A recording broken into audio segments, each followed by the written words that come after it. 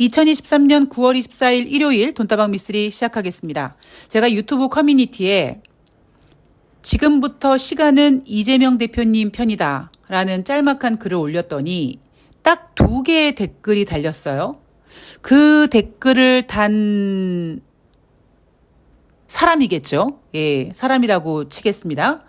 모두 이찍인 것 같은 느낌적인 느낌이 들었는데 그 중에 한 사람으로 추정되는 사람이 저에게 미쓰리 씨 정신 차리세요라고 댓글을 달았습니다. 물론 제가 그 댓글들 모두 삭제하고 신고했습니다. 왜냐하면 저 지금 그 어느 때보다도 굉장히 정신 또렷하고 올바르고 곱고 세고 강합니다. 저는 제 별명이 독종이거든요.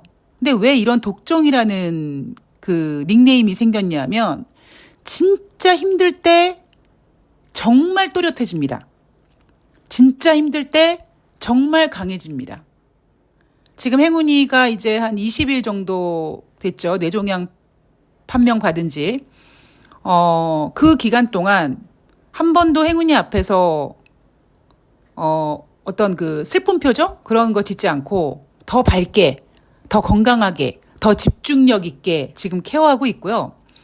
뭐 이재명 대표님의 어떤 그 체포동의안 가결된 문제에 대해서도 뭐 우리가 뭐 수박들 기대하지 않았고, 그리고 저 같은 경우에는 어차피 일어나게 될 일은 일어나는 거고 그 일로 인해서 전화위복을 만들면 된다라고 생각을 하고 있고, 주식을 하는 사람 입장에서는 최악의 케이스, 최상의 케이스를 모두 생각하고 있다 보니까 체포동의안이 가결됐을 때 슬퍼하거나 뭐 그러기보다는 이제는 정말 바닥을 찍었구나. 이제는 오르는 일만 남았구나. 이렇게 정신이 또렷해지더라고요. 제 정신은 상당히 멀쩡하고 무지하게 강하고 세니까 제 멘탈 걱정은 안 해주셔도 될 것 같고요. 예, 본인들 멘탈 챙기시기 바랍니다. 굉장히 작은 방송, 돈다방 미쓰리 유튜브에 달린 2개의 그 댓글 보면서 쟤네들이 쫄았구나, 겁먹었구나 라는 생각이 들었고요. 아니야! 겁 안 먹었어! 라고 해도요, 앞으로 겁을 먹게 될 겁니다. 전쟁의 기술에서 그런 게 있어요. 공간을 내어주고 시간을 뺏어와라. 이재명 대표님은 그동안 공간을 내어주고 인내하면서 시간을 땡겨왔습니다. 이제부터 시간은 이재명 대표님 편이 될 거고요.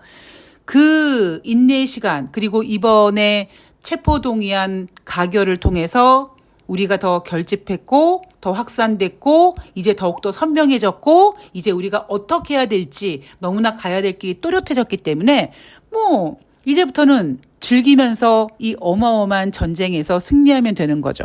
자, 우리 모두 힘내시고요. 자, 오늘 돈다방 미쓰리는 9월 25일부터 9월 29일까지, 물론 대한민국 주식시장은 추석 연휴가 있기 때문에 9월 27일 수요일까지만 열립니다. 뉴욕 증시는 휴장이 없으니까 뉴욕 증시는 일주일 내내 열릴 거고요. 자, 앞으로 다가오는 한 주 동안 우리가 챙겨야 될 것들 꼼꼼히 들여다보도록 하겠습니다. 제가 한 가지 좀 아쉬운 부분이 뭐냐면 개인 투자자들은 왜 돈을 못 벌까? 저는 그 답을 너무나 확실하게 알고 있거든요. 제가 며칠 전 방송에서 제발 여러분의 마이너스 된 증권 계좌를 들여다봐라. 마이너스가 막 그냥 막 어마어마한 그 손실률을 보여주고 있어도 들여다봐라. 그거를 뭐 전문 용어로 현실을 직시하라 뭐 이렇게 표현을 해야 될까요? 물론 이런 얘기가 있죠. 내가 돈을 쫓아가지 말고 돈이 나를 쫓아오게 해야 된다. 뭐 이런 말도 맞습니다. 저 굉장히 그 말에 동의하고요. 또 하나는 뭐냐면 약간 다른 의미로 못생긴 남자가 있는데 자주 봐야지 뭐 정들지 않겠습니까? 그죠? 예. 그것처럼 아직까지 돈과 나 사이에 거리가 좀 있다면 그 거리를 좁히기 위해서는 정들어야 되거든요.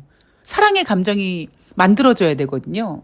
그럼 증권계좌에 있는 그 처절하게 마이너스 되어 있는 그 돈조차도 여러분들의 소중한 자산이고요. 물론 아직까지 그게 뻘개지지 않았고 아직까지 만회가 되지 않아서 약간 서먹서먹한 단계이긴 하지만 계속 정들어야 돼요. 그런데 개인들은 유동성 장세, 뭐 주식시장이 좋아진다, 그때 가면은 그냥 HTS 프로그램 잡고 하루 종일 살고 사람들 만나면 주식 얘기하고 뭐 주식으로 돈을 벌었네 마네 하다가 어느 정도 빠지면 계속 더 들여다보죠. 언제 만회되지? 언제 만회되지? 가만히 있어봐. 조금만 물타기를 더 해볼까? 더 사볼까? 이러다가 여전히 그때까지 흥분 모드입니다. 그러다가 좀 아닐 것 같아. 마이너스 막 30, 40 이거는 뭐 오늘 상한가 가도 만회가 안 될 것 같아. 이러면 이제 슬슬 포기하고 HTS 프로그램을 열지 않죠. 그렇게 여러분들의 한때 사랑을 받았던 증권 계좌는 그냥 묻혀버립니다. 그러니까 개인들이 돈을 못 버는 거거든요.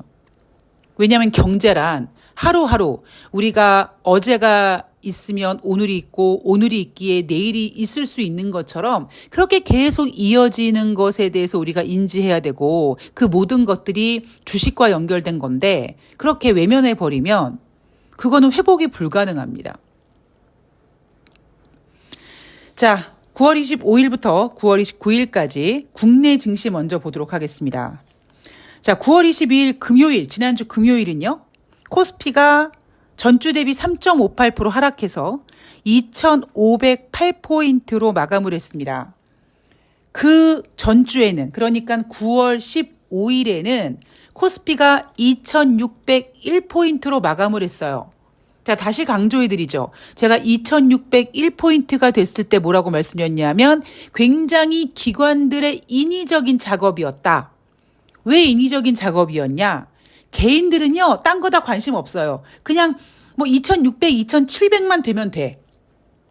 2,600이 되면 2,700이 될 것 같이 느껴지고 2,700이 되면 2,900이 될 것처럼 느껴지고 2,900이 되면 3,200이 될 거라고 생각하거든요. 그게 바로 개인들이 생각하는 바보 같은 생각입니다.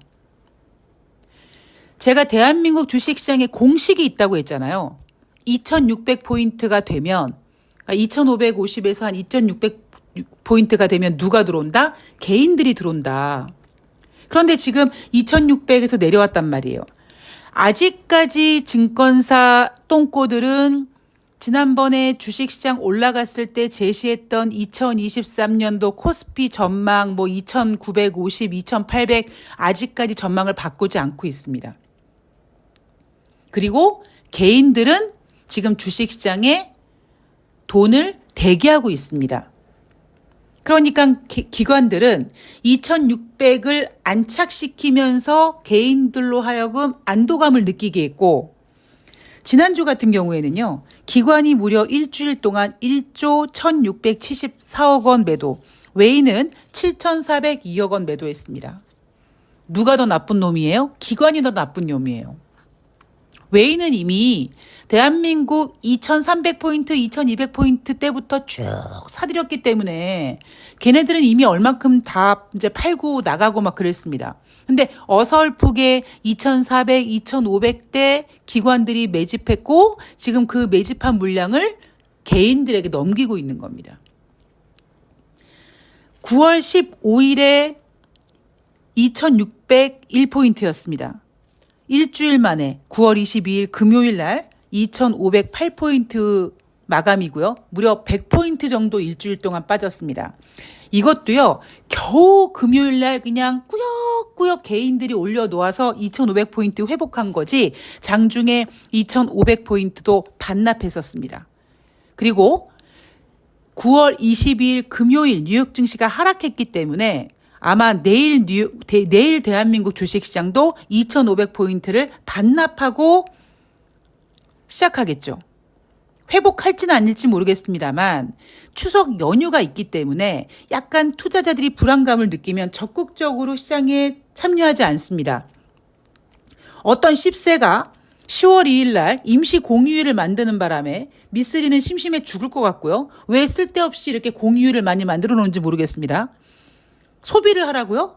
사람들이 쓸 돈이 없는데 무슨 소비를 합니까? 그냥 저 같은 경우는 주식으로 돈이나 벌게 만들어 놓지 왜 10월 2일 날 임시공휴일 만들어가지고 사람 열받게 만드는지. 여하튼 추석 연휴를 앞두고 사람들은 크게 움직이지 않을 겁니다. 크게 움직이지 않는다는 얘기는 적극적으로 매수하지는 않을 거예요.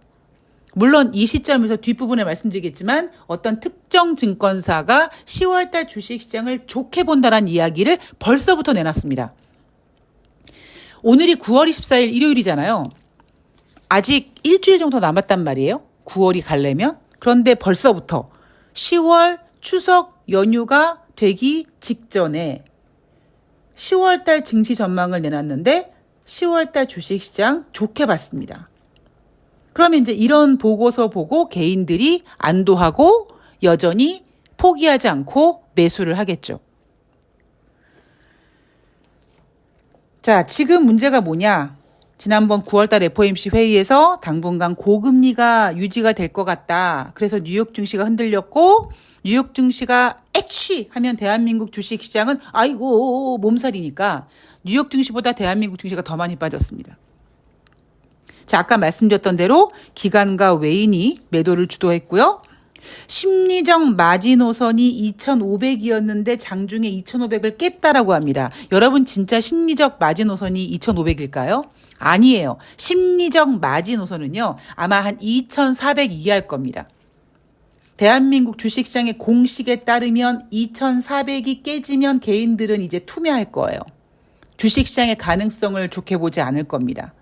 그런데 여전히 애널리스트들이 지금 지난번에 제시했던 2,800, 2,950, 2,750포인트를 지금 내려놓지 않고 있는 상태에서 계속 기관들이 종가 이렇게 장난질을 하면서 개인들을 끌어들이고 있다 보니까 2,500포인트를 지키는 것처럼 보입니다. 그리고 개인들은 매수하고 있습니다만 만약에 2,400포인트가 깨지면 마지노선이 깨지는 겁니다.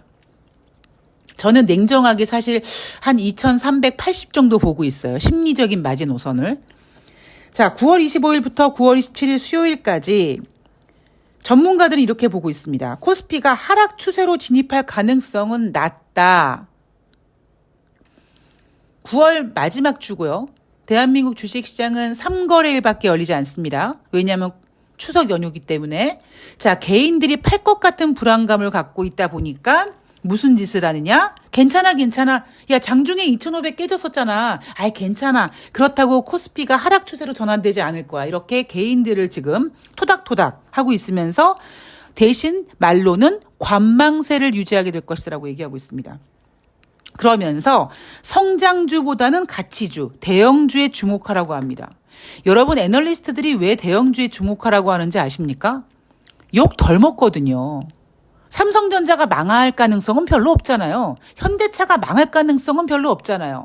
장기적으로 쭉 갖고 있으면은 어떻게든지 나중에는 플러스가 나지 않습니까? 그 과정이 괴로워서 그렇지?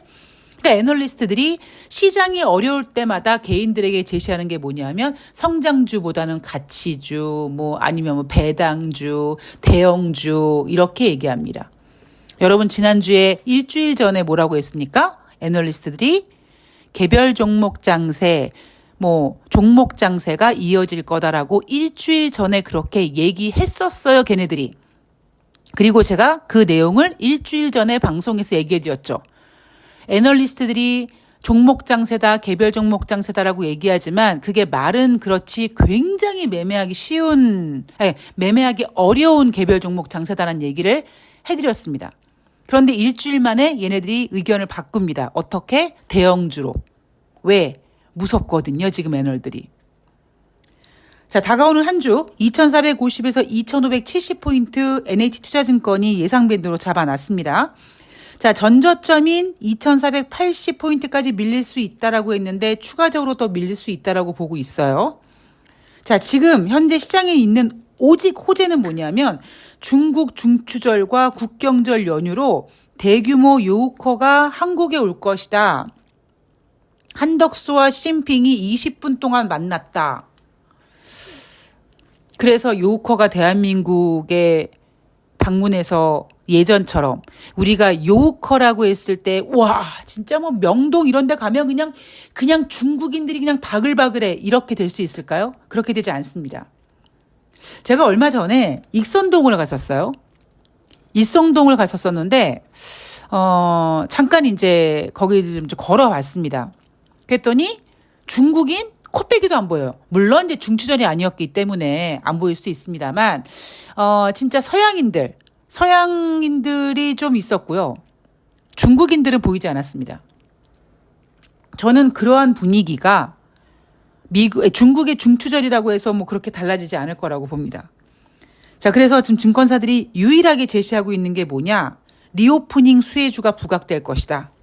그리고 또 하나 뭐냐면 주가가 가격 부담을 덜어낸 상황에서 어닝 시즌을 맞이하는 것은 긍정적이다라고 얘기합니다. 자, 미쓰리가 3분기 어닝 시즌 눈높이를 낮춰놨는데 2분기 때는 눈높이를 낮춰놓은 상태에서 아예 지하까지 파놓은 상태에서 그 낮춰놓은 눈높이보다만 잘 나오면 어이구 잘했어 궁둥이 팡팡 하는데 이번에는 눈높이를 낮춰줘도 그 눈높이에 미치지 못하는 기업 실적을 내놓을 가능성이 크다라고 보고 있죠.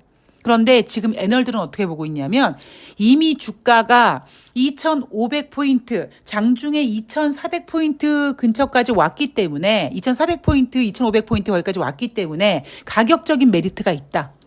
이 상태에서 어닝 시즌이 되면 주식시장에 긍정적일 거다라고 얘기합니다. 예, 허공에 삽질하는 소리예요. 자, 뉴욕 증시 이슈들을 보면은요. 2023년도 회계연도가 시작되는 10월 1일 전에 예산안을 처리해야 된다. 이거 지난번 5월 달에도 이런 이슈가 있었습니다. 자, 만약에 5월 달에는 셧다운이 되지 않고 극적인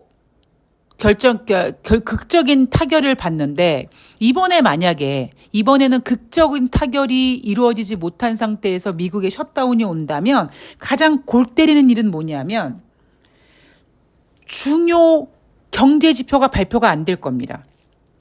왜냐하면 공무원들이 다 쉬거든요. 셧다운 되니까. 만약에 셧다운이 길게 진행이 되면 11월 달 FOMC 회의 직전에 우리가 챙겨야 될 것들 경제 지표를 보지 못할 가능성이 크다라는 거죠. 그런데 저는 글쎄요. 지금 조 바이든 대통령이 셧다운을 시킬지는 의문이죠. 자, 그리고 또 이슈가 뭐냐면 전미 자동차 노조가 파업 범위를 확대했다. 일주일 만에 20개 주에 걸쳐 있는 GM과 스텔란티스의 38개 부품 공급 센터의 파업 범위를 확대했다. 이걸 또 이슈라고 끌어냈습니다. 아니에요. 이거는 진짜 이슈가 아닙니다.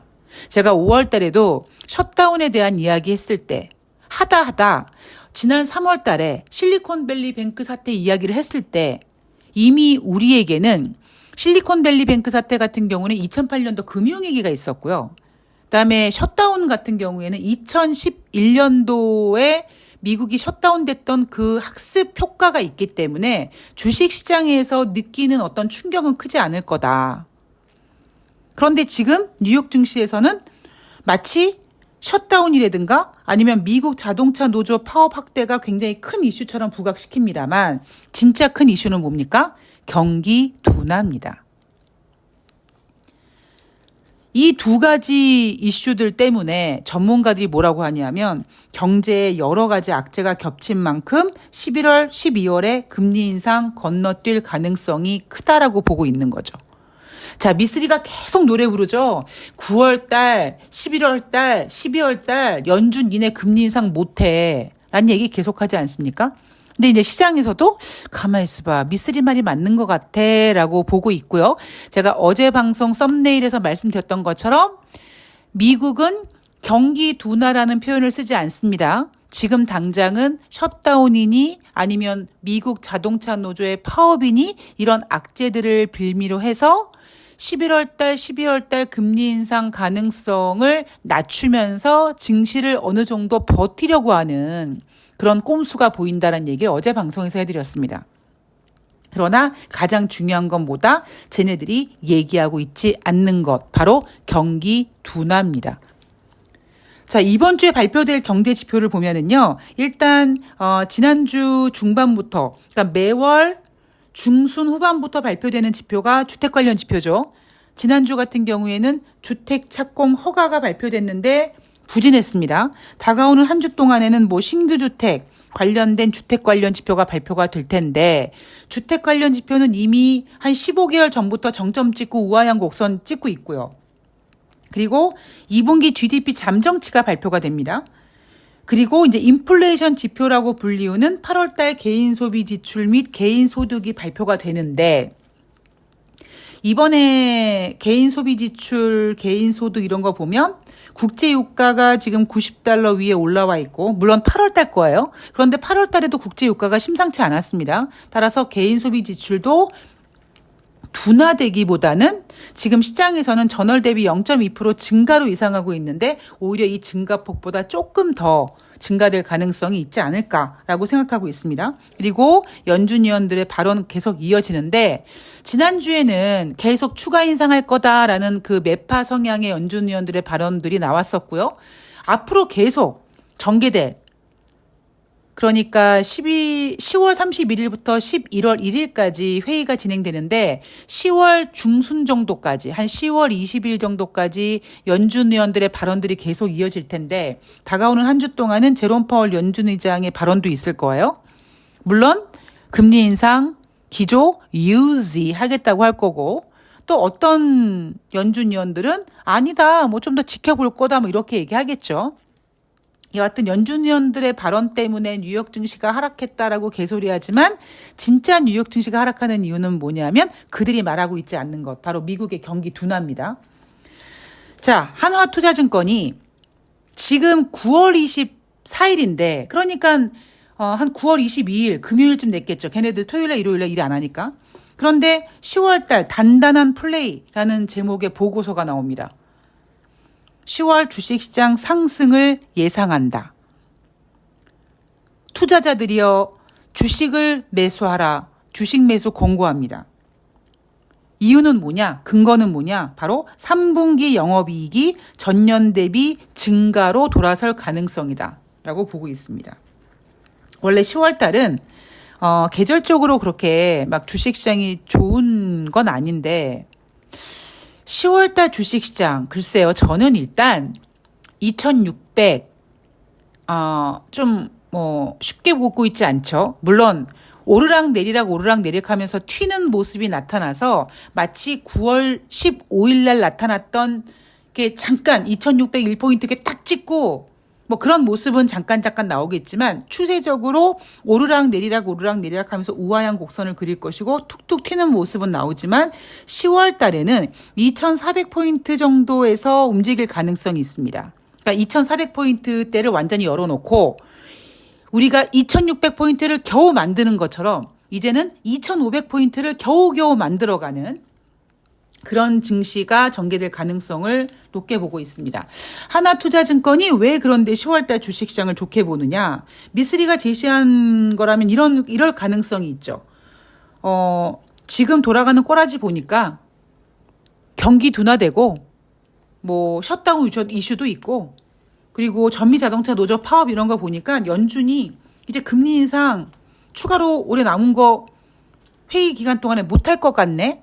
금리 동결로 가겠네? 약간 이런 걸로 안도하는 기분으로 어느 정도 지수를 지지할 가능성, 뭐 그 정도 보는 거고요. 3분기 어닝 시즌에 대해서는요, 글쎄요. 3분기 어닝 시즌이 중요하기보다는 3분기부터 이제 4분기, 그리고 내년 정도의 분위기가 그려지기 때문에 단순히 전년 대비 증가세로 기업 실적이 좋게 나올 수 있을까, 좋게 포장될 수 있을까에 대해서는 저는 약간 의구심이 듭니다. 물론 앞으로 증권사들이 내놓는 10월달 증시 전망 또 제가 포인트 잡아가지고 몇 개 말씀을 드릴 텐데 그냥 저의 생각은 그래요. 아까 말씀드렸던 대로 우리가 2601포인트 딱 찍었을 때 와 2600포인트 회복했어 이런 느낌을 받는 것처럼 이제는 그 포인트가 2500포인트가 될 가능성이 있다는 거죠. 2700, 2600 매물대 막 쌓여 있습니다. 아직 개인들 포기하고 있지 않아요. 2400이 깨지는 순간 아마 개인들은 포기할 겁니다. 당장 그런 일이 벌어지게 된다면 당장 신용 반대 매매 물량 나오게 되고 주식시장 분위기 이상하게 되고 이제 그때 가면 더 이상 애널들도 주식시장 뭐 2,750, 2,800, 2,950 얘기 못할 겁니다. 아직까지는 시장은 개인들에게 더 물량을 떠넘겨야 될 물량들이 남아있기 때문에 희망 고문을 계속하고 있는 거죠. 자, 다가오는 한 주, 물론 시간은 3일밖에 거래가 되지 않습니다. 그리고 어떤 개새끼가 10월 2일 날 임시 공휴일을 만드는 바람에 다음 주 월화수까지 또 매매가 되지 않죠. 그죠? 아니군요. 다행히 월화군요. 긴 연휴가 전개되지만 돈다방 미쓰리는 내일 방송은 월요일이니까 하지 않고 화요일 방송부터 다시 월요일 뉴욕 증시 볼 거고 아직까지 행운이가 좀 안정이 안 돼서 저는 내일도 일단 새날 방송은 좀 하지 못하는 걸로 그래서 9월 26일이죠. 9월 26일 화요일 날 월요일 뉴욕 증시 가지고 더욱더 좋은 내용으로 찾아뵙도록 하겠습니다. 자, 응원의 글, 좋아요 많이 눌러주시고요. 이렇게 어려운 주식시장에서 멘탈 꽉 잡고 다음을 준비해야지만 진정한 지혜로운 주식 투자자입니다. 자, 오늘 좋은 하루 되시고요. 저는 화요일 날 뵙겠습니다. 고맙습니다.